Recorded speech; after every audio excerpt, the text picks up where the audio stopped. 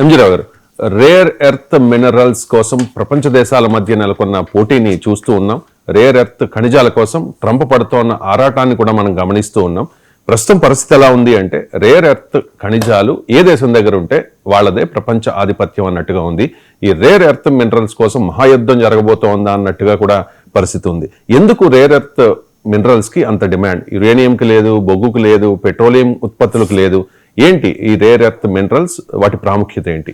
Yes అండి, ఇప్పుడు rare earth minerals అంటే ఈ రేర్ ఎర్త్ ఖనిజాలు అనేవి ప్రపంచ ఆధిపత్యాన్ని నిర్వహించబోతున్నాయి, ఆధిపత్యాన్ని నిర్ధారించబోతున్నాయి. గుర్తుపెట్టుకోవాలి, ఒకప్పుడు నీటి ఆవిరి యంత్రం కనిపెట్టిన బ్రిటన్ ప్రపంచ ఆధిపత్యం వచ్చేసింది. తర్వాత అంటే అప్పుడు ఈ కోలు బొగ్గు వల్ల ప్రపంచాధిపత్యం, బొగ్గు నిల్వలు ఎవరి చేతిలో ఉంటే వాళ్ళదయ్యింది 16వ శతాబ్దంలో. అప్పుడు గ్రేట్ బ్రిటన్ ప్రపంచ పవర్ అయింది. తర్వాత పెట్రోలియం రిజర్వ్స్ వచ్చినాయి. ఈ పెట్రోలియం రిజర్వ్స్ వచ్చిన తర్వాత 19th సెంచరీలో 18th సెంచరీలో మొత్తం పెట్రోల్ చుట్టూనే ప్రపంచాధిపత్యం. ఎందుకంటే అది ఎనర్జీ, శక్తికి అది మూలమైంది.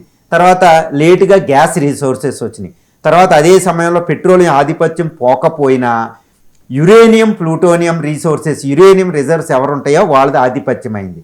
అది అయింది. ఇప్పుడు వచ్చింది ప్రపంచాధిపత్యం ఎవరితో అంటే రేర్ ఎర్త్ ఖనిజాలు ఎవరు నిర్ధారిస్తారో, ఎవరి చేతిలో ఉంటాయో వాళ్ళది. సుమారు 17 మినరల్స్ ఉంటాయి. పీరియాడిక్ టేబుల్లో ఈ స్ట్రాన్షియం నుంచి చూస్తే 17 రేర్ ఎర్త్ మినరల్స్ ఉంటాయండి. ఈ మొత్తం 17 ఖనిజాలు ఎవరి దగ్గర ఉంటే వాళ్ళదే ప్రపంచ ఆధిపత్యం. ఎందుకు ప్రపంచ ఆధిపత్యం అంటే, ఏదో కోల్ అంటే ఎనర్జీని ప్రొడ్యూస్ చేస్తుంది, పవర్ని ప్రొడ్యూస్ చేస్తుంది. అదేవిధంగా పెట్రోలియం తర్వాత ట్రాన్స్పోర్టేషన్కి, ఎనర్జీకి, వీటికి అయ్యింది. ఏది యూరియా తయారీకి అంటే పెట్రో కెమికల్స్ ఇండస్ట్రీకి వాటికి పెట్రోలియం అయింది. తర్వాత గ్యాస్ అయింది. తర్వాత ప్లూటోనియం, యురేనియం ఏంటంటే మొత్తం న్యూక్లియర్ ఇండస్ట్రీ, న్యూక్లియర్ బాంబులకి. బట్ రేర్ ఎర్త్ మినరల్స్ ఏంటంటే వాటన్నిటినీ తలదాన్ని. ఇప్పుడు రేర్ ఎర్త్ మినరల్సే ప్రపంచాన్ని, టెక్నాలజీని కూడా. ఫర్ ఎగ్జాంపుల్, ఈ రేర్ ఎర్త్ మినరల్స్ ఎందులో ఉపయోగిస్తారు అంటే దాన్ని బట్టి మనం చూడొచ్చు. ఈరోజు ఈవీ ఇండస్ట్రీ, ఈ ఎలక్ట్రానిక్ వెహికల్స్ వచ్చేసినాయి. ఏది మోపెడ్స్ నుంచి, కార్ల నుంచి అన్నిటిలో ఈవీఏ. ఫ్యూచర్లో పెట్రోల్ అనేది తగ్గిపోతుంది. ఇప్పటికే నార్వే పూర్తిగా ఈవీలోకి వచ్చేసింది. ఇండియాలో కూడా ఈవీ వెహికల్స్ పెరిగిపోతున్నాయి. చైనాలో BYD అని, MG అని ఎన్నో కార్లు కంపెనీలు ప్రపంచాధిపత్యానికి చేసేసుకుంటున్నాయి. BYD కంపెనీలు అని రీసెంట్గా టెస్లాను కూడా BYD కంపెనీ కొట్టడం జరిగిందంటే ఊహించుకోవచ్చు.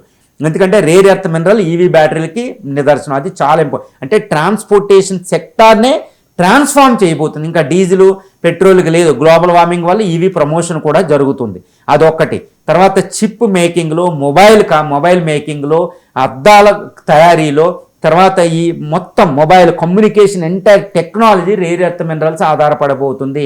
తర్వాత విమానయాన పరిశ్రమ, తర్వాత ఓడలు, వీటిల నిర్మాణం, తర్వాత మిస్సైల్స్ నిర్మాణం, ఎయిర్ క్రాఫ్ట్ల నిర్మాణం, అంటే డిఫెన్స్ సెక్టార్ కూడా రేర్ ఎర్త్ మినరల్స్ మీదే ఆధారపడబోతుంది. ఈరోజు చైనా రేర్ ఎర్త్ మ్యాగ్నెట్స్ని యుఎస్కి ఎక్స్పోర్ట్ చేయకపోతే దాని డిఫెన్స్ ఇండస్ట్రీయే, డిఫెన్స్ కెపాసిటీయే పెద్ద ఆపదలో పడిపోతుందంటే ఊహించుకోవచ్చు అనమాట. అంత రేర్ ఎర్త్ మినరల్స్ ఇప్పటి వరకు. ఈ తర్వాత సోలార్ ప్యానెల్స్లో కూడా ఉపయోగిస్తున్న రెన్యూబుల్ ఎనర్జీ, అంటే ఒక అనంతమైన ప్రయోజనాలు రేర్ ఎర్త్ మినరల్స్ ఉన్నాయి. ఎంటైర్ టెక్నాలజీ, ఎంటైర్ అభివృద్ధి అనేది రేర్ ఎర్త్ మినరల్స్ మీద ఆధారపడతాయి అనమాట. అటువంటి రేర్ ఎర్త్ మినరల్స్, ఈ 17 మినరల్స్ మీద ఎవరి గుత్తాధిపత్యం ఉందో, ఎవరి డామినెన్స్ ఉందో వాళ్ళదే ప్రపంచాధిపత్యం. ప్రస్తుతం చైనా ఆధిపత్యాన్ని ఆల్రెడీ తన చేతిలో తీసేసుకోవడం జరిగింది. So rare earth minerals will rule the world. కాబట్టి మనకు ఒకటి ఉంటాయండి, హార్ట్లాండ్ థియరీ అని. ప్రపంచ మొత్తం రాజకీయాలకి ఒకటి ఉంటుంది అనమాట. Who can control the heartland, they will rule the entire earth అంటూ ఒకటి ఉంటుంది హార్ట్లాండ్ థియరీ. ఎందుకంటే హార్ట్లాండ్లో పెట్రోల్ రిజర్వ్స్, కోల్ రిజర్వ్స్ ఎక్కువ ఉండే, ఒక రకంగా ట్రాన్స్పోర్టేషన్. ఇప్పుడు who dominates the rare earth minerals will rule the world అని చెప్పొచ్చు అనమాట. అది చైనా చేతిలోకి వెళ్ళిపోయింది. కాబట్టి రేర్ ఎర్త్ యుద్ధం మొదలైనట్టే. ప్రపంచంలో పెట్రోల్ యుద్ధాలు చూసాం, కోల్ యుద్ధాలు చూసాం, పెట్రోల్ వార్స్ అయితే మనం చూసాం, గల్ఫ్ వారు, తర్వాత రీసెంట్ ఇరాక్ వారు, ఇప్పుడు వెనిజులా మీద అమెరికా చేసే యుద్ధం, తర్వాత అమెరికా మిగిలిన మెక్సికో వీటిని ఆక్రమించుకోవడం, టెక్సాస్ ఎక్కువ ఆయిల్ వెళ్తుంటుందండి అక్కడ, పెట్రోల్ వార్స్. కాబట్టి అమెరికా స్థావరాలు అంటే 80 దేశాల్లో 700 అమెరికా సైనిక స్థావరాలు ఎక్కడ ఎక్కువ ఉంటాయంటే ఎక్కువ పెట్రోల్ డీజిల్ ఎక్కడ లభిస్తుందో అక్కడ ఉంటుంది యునైటెడ్ స్టేట్స్ ఆఫ్ అమెరికా. అందుకనే యునైటెడ్ స్టేట్స్ ఆఫ్ ప్రపంచ ఆధిపత్యం అంటే పెట్రోల్ ఆధిపత్యం అని చెప్పొచ్చు అనమాట. అది గుర్తుపెట్టుకోవాలి. అందుకే Gulf War 1, Gulf War 2, Iraq వార్లు ఇవన్నీ వచ్చినాయి. అలాంటి యుద్ధం అంటే పెట్రోల్ వార్స్ అయిపోయినాయి, కోల్ వార్స్ అయిపోయినాయి. ఇప్పుడు రేర్ ఎర్త్ మినరల్ వార్ రాబోతుంది. వాటర్ వార్స్ అంటారు, దానికే rare earth mineral war. Already ఇది మొదలైంది. ఆఫ్రికా అక్కడ ఎక్కువ రేర్ ఎర్త్ మినరల్స్ లభించే అక్కడ లిథియం అంటే లిథియం ట్రయాంగిల్ అని ఒకటి ఉంటుందండి. అర్జెంటీనా, బొలీవియా, చీలీలో అక్కడ ఎక్కువగా లిథియం లభిస్తుంది. ప్రపంచంలో సుమారు 60% లిథియం. అక్కడ ఆల్రెడీ చైనా ఆధిపత్యం మొదలైంది. అమెరికా వెళ్ళలేకపోతుంది. అమెరికా అడ్డాలో ఉంటుంది లాటిన్ అమెరికా, అక్కడికి చైనా వెళ్ళిపోయింది. చూసారు, ప్రపంచ ఆధిపత్యం ఈరోజు చైనా చేతిలోకి వచ్చేసింది. ఎందుకంటే రేర్ ఎర్త్ మినరల్స్ ఆధిపత్యం వల్ల.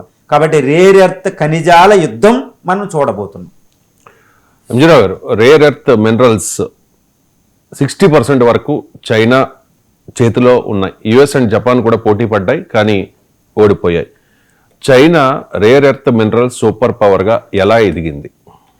ఎస్ అండి, అసలు ఒక చైనా అనే ఒక కాన్సెప్ట్ ఏంటంటే ప్రపంచ ఆధిపత్యం ఎంతటి మానవ చరిత్రలో చాలా వేగంగా అన్నిటినీ అధిగమిస్తూ అత్యధిక వృద్ధి, డబుల్ డిజిట్ వృద్ధి రేటు సాధిస్తూ చైనా ప్రపంచంలో గుత్తాధిపత్యం, ప్రపంచంలో అమెరికాని తలదాన్నే స్థాయికి వచ్చేసింది. ఇప్పటికే ఇంటర్నేషనల్ మ్యానుఫ్యాక్చరింగ్ హబ్ సుమారు 33% ఇంటర్నేషనల్ మ్యానుఫ్యాక్చరింగ్ తయారీ రంగం చైనా చేతిలో ఉంది.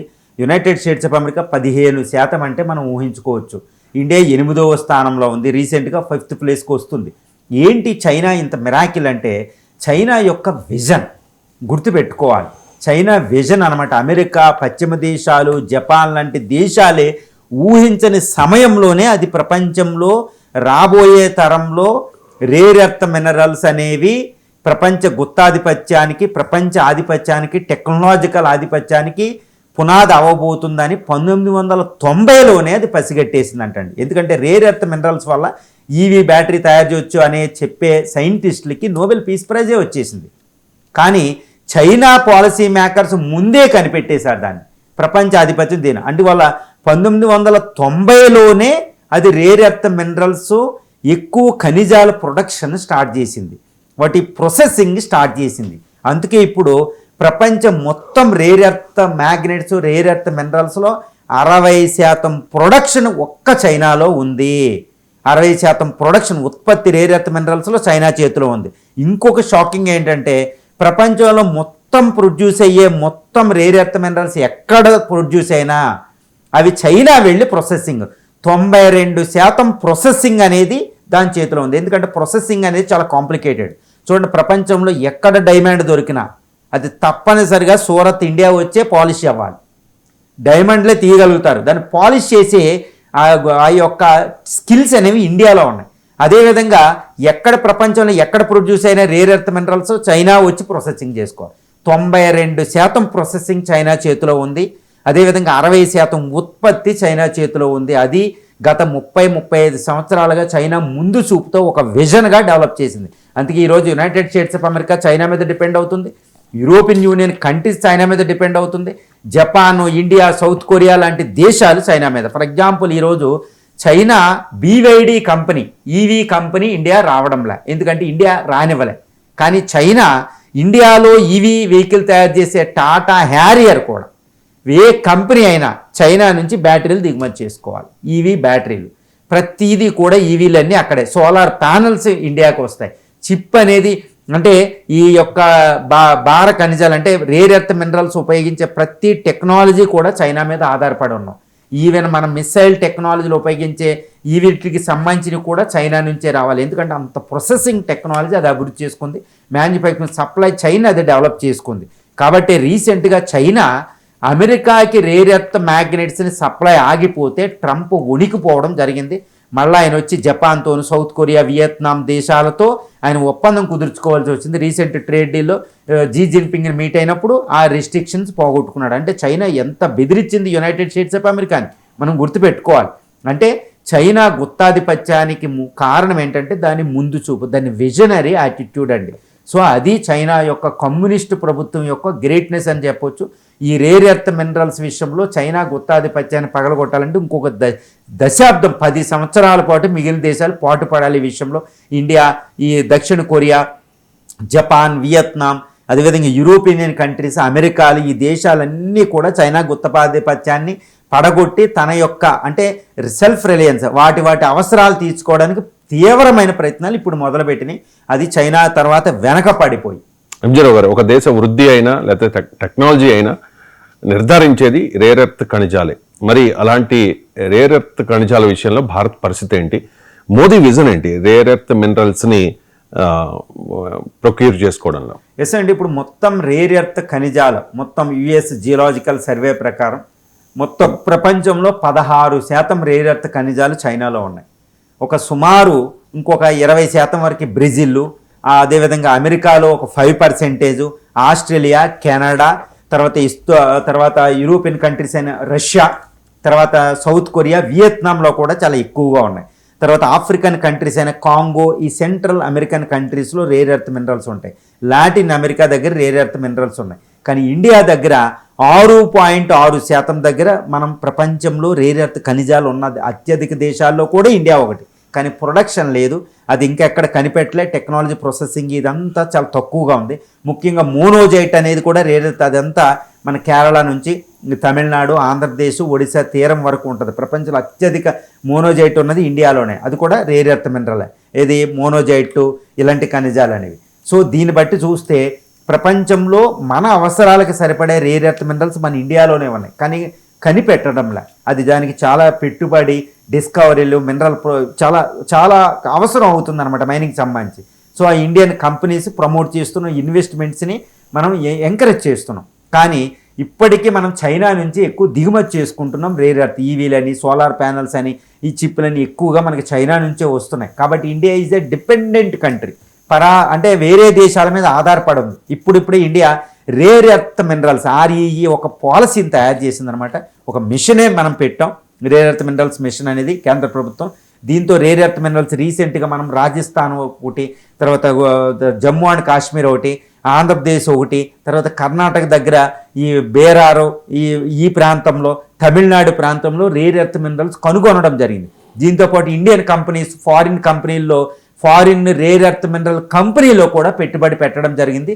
ఇదంతా ఏంటంటే ఇది ఒక కొలుక్కొచ్చి భారతదేశ అవసరాలకి ఒక డిఫెన్స్ అని, technology, communication, transportation, EV industry, వీటన్నిటి అవసరాలు తీర్చాలి అనుకుంటే మనం ఇంకొక 5 years చాలా కృషి చల్పితేనే మన అవసరాలు మనకు తీర్చగలుగుతాం. ముందు ఎక్స్పోర్ట్ అనేది తర్వాత విషయం, ముందు మన అవసరాలు. ఎందుకంటే ఇప్పుడున్న 4th ఇండస్ట్రియల్ రెవల్యూషన్ అందులోకి భారత్ ప్రవేశించింది. ఈ 4th ఇండస్ట్రియల్ రెవల్యూషన్ అనేది ఇండియాని డెవలప్డ్ నేషన్గా తయారు చేయొచ్చు. అదే వికసిత్ భారత్ 2047. దానికి అడ్డంకే రేర్ ఎర్త్. ఎందుకంటే 4th ఇండస్ట్రియల్ రెవల్యూషన్లో ఉన్న artificial intelligence, communication technology, 6th G అని, తర్వాత ట్రాన్స్పోర్టేషను, ఈవీ, ఇవన్నీ కూడా రేర్ ఎర్త్ మినరల్స్ మీదే ఆధారపడి ఉన్నాయి. కాబట్టి మనం ఎట్టి పరిస్థితుల్లో 4th ఇండస్ట్రియల్ రెవల్యూషన్ అంటే ఫస్ట్ ఇండస్ట్రియల్ కోల్పోయాం, 2వ ఇండస్ట్రియల్ రెవల్యూషన్ మన చేతిలో లేదు, 3వది సాఫ్ట్వేర్ కొంతవరకే పట్టుకున్నాం. ఇప్పుడు 4th industrial revolution, artificial intelligence, communication, ఈ 6th G ఇవన్నీ వస్తాయండి. ఇవి మన భారతదేశానికి ఒక అభయం లాంటిది, ఒక బ్లెస్సడ్ అనమాట. ఇలాంటి ఒక బూన్ లాంటిది అనమాట.